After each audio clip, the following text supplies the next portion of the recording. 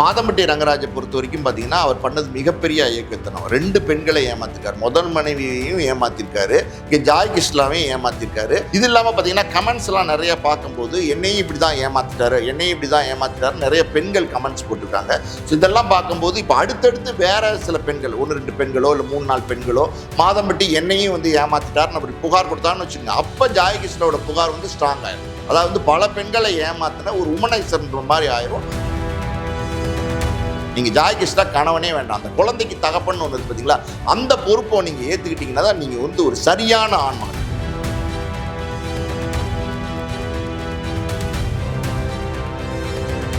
Media circle நேயர்களுக்கு வணக்கம். இன்றைக்கு நம்மோடு நேர்காணலுக்காக ஆஸ்கார் மூவிஸ் தயாரிப்பாளரும் திரைத்திறனாய்வாளருமான பாலாஜி பிரபு அவர்கள் நம்மோடு இருந்திருக்கிறார். அவரோடு பேசலாம். வணக்கம் சார். வணக்கம். மாதம்பட்டி ரங்கராஜ் அவர்கள் மீது ஜாய் கிருஷ்ணா கொடுத்த புகாரின் அடிப்படையில் வந்து அவரோட வாதத்தை சில நாட்களுக்கு முன்னாடி ஜாய் கிருஷ்ணா வந்து கிட்டத்தட்ட 6 மணி நேரம் வந்து அவரோட தரப்பை எடுத்து வச்சிருந்தாரு காவல்துறையிடம். இந்த சூழல் அன்னைக்கே வந்து அவருக்கு சம்மன் அனுப்பப்பட்டது. இன்றைக்கு காலையில் கிட்டத்தட்ட 1 மணி நேரம் அவரும் அவர் தரப்பு வாதங்களை மாதம்பட்டி ரங்கராஜ் ஆஜராகி சொல்லியிருக்காரு. பொதுவாகவே வந்து பல நாட்களாக மாதம்பட்டி ரங்கராஜ் மேலே தான் தவறு, கைது செய்யப்படுவார் அப்படிங்கிற மாதிரியான கேள்விகள் தொடர்ச்சியாக எழுப்பப்பட்டு வருது. இந்த சூழல் இன்னைக்கு வந்து ஆஜராகி அவர் தரப்பு விளக்கங்களை கொடுத்துருக்காரு. கைது செய்யப்படுவார் நினைக்கிறீங்களா? இல்லை நிச்சயமாக வந்து மாதம்பட்டி ரங்கராஜ் வந்து கைது செய்யப்படுறதுக்கெலாம் வாய்ப்பே கிடையாது. காரணம் என்ன அப்படின்னா, ஜாய் கிருஷ்ணா அவங்க என்ன புகார் கொடுத்தாங்க மாதம்பட்டி மேலேங்கிறது எல்லாருக்குமே தெரியும். கிட்டத்தட்ட பார்த்தீங்கன்னா ஒரு மாதத்துக்கு மேலே அதை பற்றி தான் பேசிகிட்டு இருக்காங்க. ஸோ வந்து காவல்துறை அந்த புகாரை வந்து பெற்றுக்கொண்டதுக்கப்புறம் அதை பற்றி அதுக்கு விசாரிக்கலாம். அந்த புகாரை தொடர்ந்து கிட்டத்தட்ட 20 நாளைக்கு மேலே அந்த புகார் வந்து விசாரிக்கப்படாமலே இருந்துச்சு. ஸோ இந்த சூழ்நிலையில் வந்து ஜாய் கிருஷ்ணா அவங்க வந்து பத்திரிகையாளர்களை தொடர்ந்து சந்தித்து, நான் வந்து ஒரு புகார் கொடுத்துருக்கேன், நான் ஒரு பெண்ணு, நான் வந்து மாதம்பட்டி ரங்கராஜோட குழந்தைய வயிற்றில் வந்து சுமந்துட்டு இருக்கேன், அவர் எனக்கு கணவராக இல்லாட்டாலும் பரவாயில்ல, இந்த குழந்தைக்கு தகப்பங்கிறத வந்து நான் நிரூபித்து தான் ஆகணும், எனக்கு வந்து ஒரு நியாயம் வேணும் அப்படின்னு வந்து தொடர்ந்து வந்து பேட்டி கொடுத்துட்ருக்காங்க. ஸோ இப்படி இருக்கிற சூழ்நிலையில் பார்த்திங்கன்னா 2 நாளைக்கு முன்னாடி 1000 விளக்கில் பார்த்திங்கன்னா பெண்கள் மற்றும் குழந்தைகளுக்கு எதிரான குற்றத்தடுப்பு பிரிவு அலுவலகம் அங்கே ஒன்று இருக்குது. கிட்டத்தட்ட அது போலீஸ் ஸ்டேஷன் தான். அங்கே வந்து பார்த்திங்கன்னா ஜாய் கிருஷ்ணா வந்து விசாரணைக்கு, அதாவது வந்து போலீஸ் அழைச்சிருந்தாங்க ஜாய் கிருஷ்ணாவை. நீங்கள் வந்து உங்களுடைய வாதங்கள் என்ன, உங்களோட பிரச்சனை என்ன, இந்த புகாரில் என்ன உண்மை இருக்குது அப்படிங்கிறதுக்காண்டி கூப்பிட்டுருந்தாங்க. காலையில் 11 மணிக்கு அந்த அலுவலகத்துக்கு போனவங்க கிட்டத்தட்ட 6 மணி வரைக்கும் பார்த்தீங்கன்னா ஜாய் கிருஷ்ணா வந்து அந்த விசாரணைக்கு வந்து ஒத்துழைப்பு கொடுத்தாங்க. அதாவது பல கேள்விகள் அவங்கக்கிட்ட கேட்கப்பட்டிருக்கலாம். என்ன கேட்கப்பட்டிருக்கலாம் அப்படின்னா, நீங்கள் திருமணம் நடந்தால் சொல்கிறீங்களே, அதுக்கான ஆதாரங்களை கொடுங்க அப்படின்னு கேட்டிருப்பாங்க. இது எல்லாமே சோஷியல் மீடியாவில் ஏற்கனவே வந்திருந்தாலும் போலீஸின் விசாரணைன்னும் போது அவங்களுடைய ஆதாரங்களை பெற்று வாங்கிக்குவாங்க. அது இல்லாமல் வேறு என்னென்ன ஆதாரங்கள் வச்சுருக்கீங்கன்னு கேட்டிருக்கலாம். அப்படி கேட்கும்போது பார்த்திங்கன்னா இந்த எப்படி சொல்கிறது, அந்த வீடு வந்து ஒரு லீஸில் வந்து ஜாய் கிருஷ்ணா இருந்திருக்கிறாங்க. மாதம்பட்டி வந்து அந்த வீடு வந்து அந்த வீட்டுடைய அக்ரிமெண்ட்டில் பார்த்திங்கன்னா ஜாய் கிருஷ்ணா தான் என்னுடைய மனைவின்னு வந்து குறிப்பிட்டிருக்கிறதா சொல்கிறாங்க. அதுக்கான அக்ரிமெண்ட்லாம் காமிக்கிறாங்க. அதுக்கான ஆதாரங்களை கொடுத்துருக்கலாம். இது இல்லாமல் பார்த்திங்கன்னா இந்த குழந்தைய வந்து கிட்டத்தட்ட 2-3 மாதங்களுக்கு முன்னாடி கலைக்கிறதுக்கு 2 பேரும் பேசி ஒரு மருத்துவமனைக்கு போயிருக்காங்க. அங்கே இந்த குழந்தைக்கு தகப்பன் நான் தான் அப்படின்னு வந்து மாதம்பட்டி ரங்கராஜ் வந்து கையெழுத்து போட்டிருக்காரு. ஸோ இதெல்லாம் வந்து ஆதாரமாக நிற்கும். அதாவது கோயிலில் நடந்த திருமணம் எல்லாமே ஆதாரமாக இருக்கும். இதெல்லாம் அவங்க சொல்லியிருப்பாங்க. ஸோ இப்போ அவங்களுக்குள்ள ஏதாவது பிரச்சனை நடந்துச்சா, ஏன் வந்து பிரிஞ்சு போனார், இதெல்லாம் வந்து போலீஸ் கேட்டிருப்பாங்க. ஜாய் கிருஷ்ணா அதுக்கான விளக்கங்களை கொடுத்துருப்பாங்க. ஸோ ஜாய் கிருஷ்ணா வந்து வெளியில் வந்து பேட்டி கொடுத்தாங்க. அது என்ன அப்படின்னா, நான் வந்து இன்னைக்கு வந்து விசாரணை ஆஜரான எங்கிட்ட வந்து என்ன உண்மைன்றதை அவங்க கேட்டு தெரிஞ்சுக்கிட்டாங்க. அதாவது உங்களுக்கு தகுந்த நியாயத்தை வந்து நாங்கள் பெற்றுத்தருவோம், நிச்சயமாக மாதம்பட்டியை நாங்கள் விசாரிப்போம் அப்படின்னு சொல்லியிருக்காங்க அப்படின்னு சொல்லி பேட்டி கொடுத்தாங்க. ஸோ இப்படி இருக்கிற சூழ்நிலையில் பார்த்தீங்கன்னா அன்னைக்கே வந்து மாதம்பட்டி ரங்கராஜுக்கு ஒரு சம்மன் அனுப்பிச்சிருந்தாங்க போலீஸ். அதாவது 26ஆம் தேதி இன்னைக்கு வந்து ஆஜராகணும் அப்படின்னு சொல்லி ஒரு சம்மன் அனுப்பிச்சிருந்தாங்க. ஸோ வந்து மாதம்பட்டி ரங்கராஜ் அந்த சம்மனை பெற்றுக்கொண்டு இன்னைக்கு வந்து அவர் ஆஜராவாரா, இல்லைன்னா அவர் சார்பாக வழக்கறிஞர்கள் ஆஜராவாங்களா அப்படிங்கிற மாதிரி நிறைய கேள்விகள்லாம் இருந்துச்சு. இந்த விசாரணைக்கு அவர் ஒத்துழைப்பு கொடுப்பாரா அப்படிங்கிற கேள்விகள்லாம் இருந்துச்சு. நீங்கள் மாதம்பட்டியே நேராக வந்து போலீஸ் ஸ்டேஷனுக்கு வந்து போலீஸ் கிட்ட ஆஜராகி அவர் தரப்பு வாதம்னு ஒன்று இருக்கும்ல, என்ன நடந்தது, ஏன் பிரிஞ்சு போனார், இந்த குழந்தைக்கு அவர் தகப்பனா, இதெல்லாம் அவர் வந்து சொல்லியிருப்பார். ஸோ இது என்ன வந்து ரெக்கார்ட் பண்ணியிருக்காங்கங்கிறது இனிமே தான் தெரிய வரும். இதுக்கு அடுத்து போலீஸ் வந்து பார்த்திங்கன்னா இந்த அவங்க 2 பேரும் வாழ்ந்த அடையாளமாக அந்த ஃப்ளாட்டில் போய் அக்கம் பக்கத்தில் உள்ளவங்களை விசாரிப்பாங்க. அது இல்லாமல் இந்த திருமணம் கோயிலில் நடந்துச்சா அப்படிங்கிறத விசாரிப்பாங்க. ஸோ இந்த கருக்கலைப்பு பண்ணும்போது அந்த கையெழுத்து போட்டுக்காரா அப்படிங்கிறத விசாரிப்பாங்க. இதெல்லாம் விசாரித்து இந்த வழக்கு வழக்கு வந்து இது வந்து எஃப்ஐஆர் போடுறதுக்கு, மாதம்பட்டி மேலே எஃப்ஐஆர் போடுறதுக்கு தகுதியான வழக்கா, இவங்க கொடுத்த புகார் வந்து ஸ்ட்ராங்கான புகாரா, எடுக்கலாம் அந்த வழக்கை அப்படின்றது வந்து போலீஸ் தான் தீர்மானிப்பாங்க.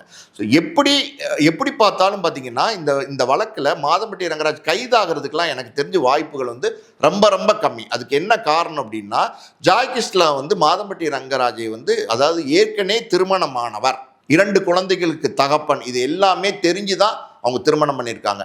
இது வந்து தெரிஞ்சு திருமணம் பண்ணியிருக்காங்கன்னும் போது ஜாய் கிருஷ்ணா, மாதம்பட்டி ரங்கராஜ் 2 பேருமே ஒருத்தர் சம்மதத்தோடு தான் அந்த வீட்டில் வாழ்ந்திருக்காங்க. ஒருத்தரோட சம்மதத்தில் தான் அவங்க உறவு வச்சுட்டு இருக்காங்க. ஸோ அப்படி இருக்கும்போது இது வந்து எப்படி சொல்கிறது, ஏதாவது ஏற்கனவே முதல் மனைவி இருக்குது நம்ம மாதம்பட்டிக்கு, ஜாய் கிருஷ்ணா வந்து 2வது மனைவின்னு சொல்கிறாங்கல்ல, அதுவே சட்டப்படி செல்லாதுன்னும் போது ஸோ இந்த புகார் வந்து வலுவான புகாராக இருக்காது. இந்த புகாரில், இந்த மாதிரி ஒரு புகாரில் கைது பண்ணுவாங்களா அப்படின்னா கைது பண்ண மாட்டாங்க.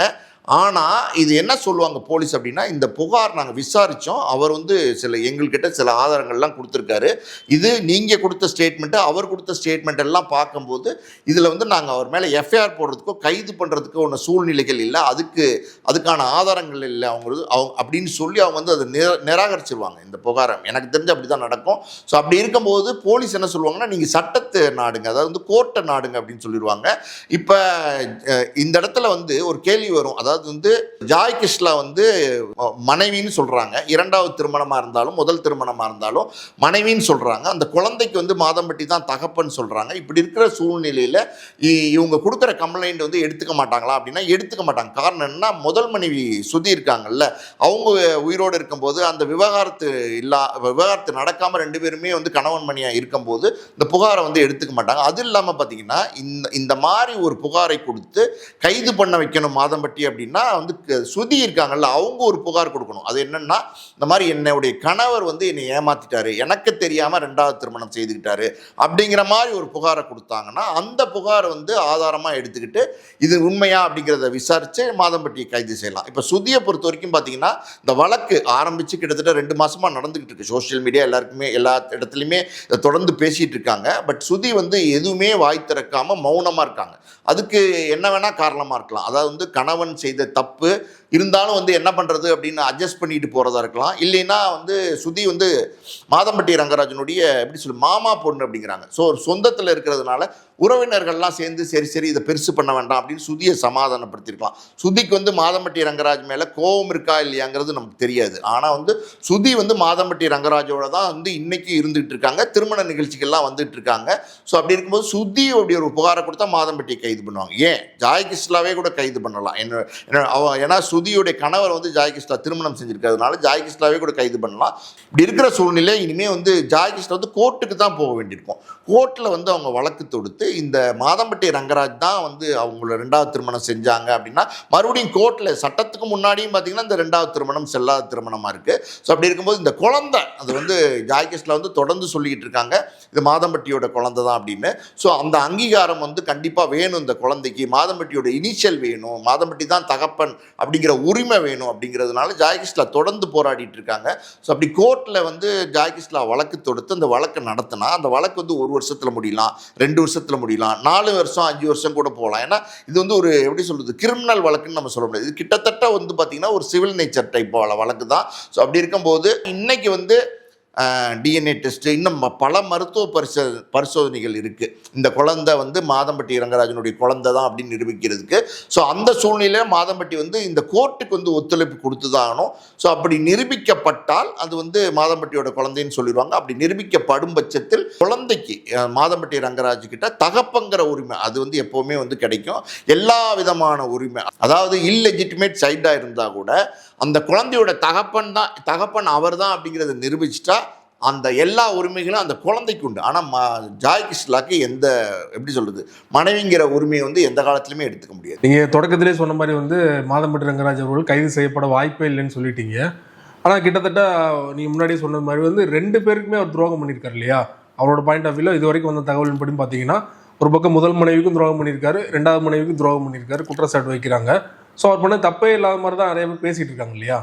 நான் வந்து கைது செய்யப்படுவதற்கு வாய்ப்பே இல்லைன்னு சொல்ல, கைது செய்யப்படுவதற்கான வாய்ப்புகள் வந்து கம்மின்னு தான் நான் சொல்ல வரேன். இப்போ மாதம்பட்டி ரங்கராஜை பொறுத்த வரைக்கும் பார்த்தீங்கன்னா, அவர் பண்ணது மிகப்பெரிய இயக்கத்தனம். 2 பெண்களை ஏமாத்திருக்காரு. முதல் மனைவியையும் ஏமாத்திருக்காரு, இங்கே ஜாய் கிருஷ்ணாவையும் ஏமாத்திருக்காரு. ஸோ இப்படி இருக்கிற சூழ்நிலை ஜாய் கிருஷ்ணா அவங்க வந்து என்னதான் இருந்தாலும் ஒரு பெண்ணாக இருக்காங்க. அவங்க வந்து பார்த்தீங்கன்னா இன்றைக்கி 7 மாதம் குழந்தையோட போலீஸ் ஸ்டேஷன் கோர்ட்டுன்னு அலையும் போது எல்லாருமே முதல்ல ஆரம்பத்தில் ஜாய் கிருஷ்ணா மேலே எதிர்ப்பு தான் காமிச்சாங்க. என்னென்னா ஆல்ரெடி வந்து திருமணமானவரை எதுக்கு நீங்கள் திருமணம் செய்யணும், மறுமணம் செய்யணும், இது உங்கள் தப்பு இல்லையா அப்படிங்கிற மாதிரி கேட்டாங்க. ஆனால் இன்றைக்கி என்ன சொல்ல வராங்க அப்படின்னா, அதாவது வந்து இவங்க வந்து ஒரு குழந்தையோடைய தகப்பன் அவர் தாங்கிறதுக்காண்டி போராடுறாங்க. சரி, இந்த இடத்துல சார் எந்த பெண்ணாக இருந்தாலும் வந்து இந்த குழந்தையோட தகப்பன் அவங்க தான் அப்படின்னு ஒரு போராட்டம் இருக்குது பார்த்தீங்களா, அது வந்து விட்டு கொடுக்க மாட்டாங்க, யாருமே விட்டு கொடுக்க மாட்டாங்க. அப்படி அவர் தான் தகப்பன்றதை நிரூபிக்காமல் போனால் அந்த பிறக்கிற குழந்தை இருக்குது பார்த்தீங்களா, அந்த குழந்தைக்கு வந்து பெரிய அவப்பேராயிரும். இவங்க 2 பேரும் தப்பு பண்ணாங்க, இவங்க 2 பேரும் ஜாலியாக இருந்தாங்க, எல்லாம் ஓகே, இவங்க 2 பேருக்குள்ள சண்டை வந்துருச்சு, எல்லாம் ஓகே. இன்றைக்கி அந்த குழந்தை என்ன தப்பு செஞ்சிச்சு, அது இனிமே வந்து பிறக்க போகுது. இன்னும் ஒரு 2 மாதத்துலேயோ 3 மாதத்துலேயோ குழந்தை பிறந்ததுக்கப்புறம் இந்த வழக்கு வந்து இவங்க ஜாய் கிருஷ்ணா வந்து கோர்ட்டில் போட்டு தகப்பங்கிறத நிரூபிக்கிறதுக்கு போராடிக்கிட்டு இருக்கிற காலகட்டங்கள், அதாவது நான் சொன்ன மாதிரி ஒரு 7 வருஷம் 10 வருஷம் கூட ஆகலாம். ஸோ அப்படி அந்த காலகட்டத்துக்குள்ளே இந்த குழந்தை வந்து வளர்ந்துடும், ஸ்கூலுக்கு போக ஆரம்பிச்சிடும். அப்படி இருக்கும்போது இந்த குழந்தைக்கு அவ பேர் தானே, அதாவது அப்பம் பேர் தெரியாத குழந்தைன்னு வந்து கிண்டல் பண்ணுறதுக்கோ இல்லை பேசுகிறதுக்கோ எள்ளி நகையாடுறதுக்கோ வாய்ப்பு இருக்குது. ஸோ அந்த குழந்தையோடைய மனநிலைன்னு ஒன்று இருக்குது பார்த்தீங்களா, அந்த பாயிண்ட் ஆஃப் வியூவில் நீங்கள் பார்த்தீங்கன்னா அந்த குழந்தை வந்து பாதிக்கப்படும், மனதளவில் பாதிக்கப்படும். இந்த சொசைட்டியில் வந்து அந்த குழந்தைக்கு வந்து தேவையில்லாத அவ பேர், இவங்க 2 பேரும் தப்பு பண்ணதுனால அந்த குழந்தை ஏன் பாதிக்கப்படணும். இந்த இடத்துல பார்த்தீங்கன்னா சார், இது வந்து இந்த திருமணம் செல்லாதுங்கிறது ஒரு பக்கம் இருக்கட்டும், அதாவது வந்து சட்டம் நீதி அப்படிங்கிறது ஒரு பக்கம் இருக்கட்டும், அதாவது நியாய தர்மம்னு ஒன்று இருக்குது பார்த்தீங்களா, அந்த நியாய தர்மம்னு அந்த பக்கம் நீங்கள் நின்று பார்த்தீங்கன்னா மாதம்பட்டி வந்து இந்த குழந்தைக்கு தகப்பன் நான் தாங்கிறது எந்த இடத்துலையா சொல்கிறது தான் நியாயம், ஒத்துக்கிறது தான் நியாயம், தப்பை வந்து ஒத்துக்கிறது தான் நியாயம். அவர் தொடர்ந்து வந்து அதாவது வந்து ஜாய் கிருஷ்ணாவோட வாழ்கிறதுக்கு ஒரு விருப்பம் இல்லாட்ட கூட குழந்தைக்கு தகப்பன் அப்படிங்கிறது வந்து அவர் ஒத்துக்கிட்டு தான் ஆகணும். என்னைக்கா இருந்தாலும் அதை வந்து அவர் வந்து அந்த அப்படி சொல்கிறது, அதை வந்து அவர் தவிர்த்துட்டு வந்து நகர்ந்து போகவே முடியாது. ஏன்னா வந்து இன்றைக்கி பலவிதமான மருத்துவ பரிசோதனைகள்லாம் வந்துருச்சு. கோர்ட்டில் வந்து மாதம்பட்டியை சம்மன் பண்ணி கூப்பிட்டு இதுக்கெல்லாம் ஒத்துழைப்பு கொடுக்கணும், மருத்துவ பரிசோதனைக்கு ஒத்துழைப்பு கொடுக்கணும்னு சொல்லும்போது நிச்சயமாக ஒத்துழைப்பு கொடுத்து தான் ஆகணும். ஸோ அப்போ டிஎன்ஏ டெஸ்ட்லேருந்து இன்னும் பல இரத்த மாதிரிகள், இன்னும் நிறைய மருத்துவத்தில் அட்வான்ஸான விஷயங்கள்லாம் வந்துருச்சு. ஸோ டெஸ்ட் பண்ணி வந்து மாதம்பட்டியோட குழந்தைன்னு கோர்ட்டு தீர்ப்பு சொல்லிடுச்சுன்னா அது வந்து மாதம்பட்டிக்கு அசிங்கம், அதாவது கிட்டத்தட்ட தோற்று போன மாதிரி தான். அதாவது இதில் ஈகோ ப்ராப்ளம், பிரச்சனை, சண்டை, அவர் சேர்ந்து வாழ்ந்தாங்க, இன்னைக்கு பிடிக்கல, இதெல்லாம் விட்டுடலாம் சார். இந்த குழந்தைக்கு தகப்பன்னு ஒரு அந்தஸ்து இருக்குது பார்த்தீங்களா, அதை வந்து மாதம்பட்டி முறைப்படி கொடுக்கறது தான் நியாயம். அதாவது எல்லாரும் தப்பு செய்கிறவங்க தான் சார், யாரும் தப்பு செய்யாதவங்க கிடையாது. 1-2 நேரங்களில் அப்படி இப்படி மிஸ்டேக் ஆகிடுறது தான், சேர்ந்து வாழ்ந்துறது தான், விட்டுட்டு போயிட்டான். இப்போ வந்து பாருங்கள், அதாவது அந்த பெண் வந்து படித்தவங்க, ஜாய் கிருஷ்ணா வந்து நல்லா படித்தவங்க, ஒரு ஃபேஷன் டிசைனராக இருக்காங்க, கிட்டத்தட்ட பார்த்தீங்கன்னா லட்சங்களில் சம்பாதிக்கிறவங்களா இருக்காங்க. இப்படி எல்லாமே இருந்து கூட பார்த்தீங்கன்னா இப்போ மாதம்பட்டியை நம்பி ஏமாந்துருக்காங்க. அப்படி தானே உண்மையாக இருக்குது. ஸோ அப்படி இருக்கும்போது பெண்கள் முதல்ல வந்து விழிப்புணர்வு அடையணும். அதாவது வந்து ஒரு ஆல்ரெடி திருமணமான ஒரு கணவனை வந்து திருமணம் செஞ்சோம்னா அது வந்து இந்த மாதிரி சிக்கல்லாம் வந்தால் அந்த இடத்துல போராட்டங்கள் வந்து செல்லுபடியாகாமல் போயிடும் அப்படிங்கிறதுலாம் இது ஒரு எப்படி சொல்கிறது உதாரணமாக எடுத்துக்கணும். இந்த கேஸை வந்து பெண்கள் வந்து உதாரணமாக எடுத்துக்கணும். ஸோ நிறையா மாதம்பட்டி மாதிரி மோசடி செய்கிறவங்க நிறைய பேர் இருக்காங்க. இப்போ ஜாய் கிருஷ்ணாவே ஒரு விஷயத்தை சொல்லியிருக்காங்க, என்ன அப்படின்னா இதுக்கு முன்னாடியே பல பெண்களோட மாதம்பட்டி வந்து தொடர்பில் இருக்கிறவர் தான் அப்படிங்கிறது வந்து அவங்களே சொல்லியிருக்காங்க. இது இல்லாமல் பார்த்தீங்கன்னா கமெண்ட்ஸ்லாம் நிறைய பார்க்கும்போது என்னையும் இப்படி தான் ஏமாற்றிட்டாரு நிறைய பெண்கள் கமெண்ட்ஸ் போட்டிருக்காங்க. ஸோ இதெல்லாம் பார்க்கும்போது இப்போ அடுத்தடுத்து வேற சில பெண்கள் 1-2 பெண்களோ இல்லை 3-4 பெண்களோ மாதம்பட்டி என்னையும் வந்து ஏமாற்றிட்டாருன்னு அப்படி புகார் கொடுத்தாருன்னு வச்சுக்கோங்க, அப்போ ஜாய் கிருஷ்ணாவோட புகார் வந்து ஸ்ட்ராங் ஆயிரும். அதாவது வந்து பல பெண்களை ஏமாத்தின ஒரு உமனைசர்ன்ற மாதிரி ஆயிரும். ஸோ மாதம்பட்டி அந்த நேரத்தில் கைது பண்ணுற மாதிரி கூட ஆயிரும். ஸோ இப்படியெல்லாம் அடுத்தடுத்த கட்டத்துக்கு இந்த வழக்கை நகர விடாமல் இது நாகரிகமாக, அதாவது லெஜிட்டிமேட்டுன்னு ஒன்று இருக்குது, அதாவது வந்து இது தார்மீக பொறுப்பு ஏற்றுக்கணும் சார். அந்த குழந்தைக்கு தகப்பேன் நீங்கள் ஜாய் கிருஷ்ணா கணவனே வேண்டாம், அந்த குழந்தைக்கு தகப்பன்னு ஒன்று இருக்குது பார்த்தீங்களா, அந்த பொறுப்பை நீங்கள் ஏற்றுக்கிட்டீங்கன்னா தான் நீங்கள் வந்து ஒரு சரியான ஆண்மகன். என்னுடைய பார்வையில் அப்படி தான் ஏற்றுக்கிட்டு அந்த குழந்தைக்கு நான் தான் தகப்பங்கிறத ஒத்துக்கிட்டு அந்த குழந்தைக்கு தேவையானது, அந்த குழந்தைக்கு சட்டப்பூர்வமாக என்னென்ன விஷயங்களை வந்து ஒரு தகப்பனாக கொடுக்க முடியுமோ, அன்புலேருந்து பாசத்துலேருந்து சொத்துலேருந்து எல்லாத்தையும் கொடுத்து அவர் வந்து செஞ்சார்னா தான் அது வந்து சரியாக இருக்கும். இப்போ முதல்ல வந்து ஜாய் கிருஷ்ணா மேலே எல்லாருக்குமே கோபம் இருந்துச்சு, இப்போ ஜாய் கிருஷ்ணா மேலே எல்லாருக்குமே பரிதாபங்கள் வர ஆரம்பிச்சிருச்சு. ஸோ இது அடுத்தடுத்த நகருள் போகும்போது மாதம்பட்டி மேலே மாதம்பட்டியுடைய பேரை வந்து இது பெரிய டேமேஜ் ஆகும்.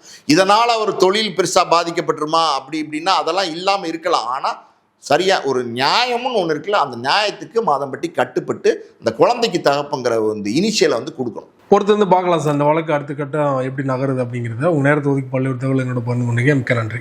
நன்றி.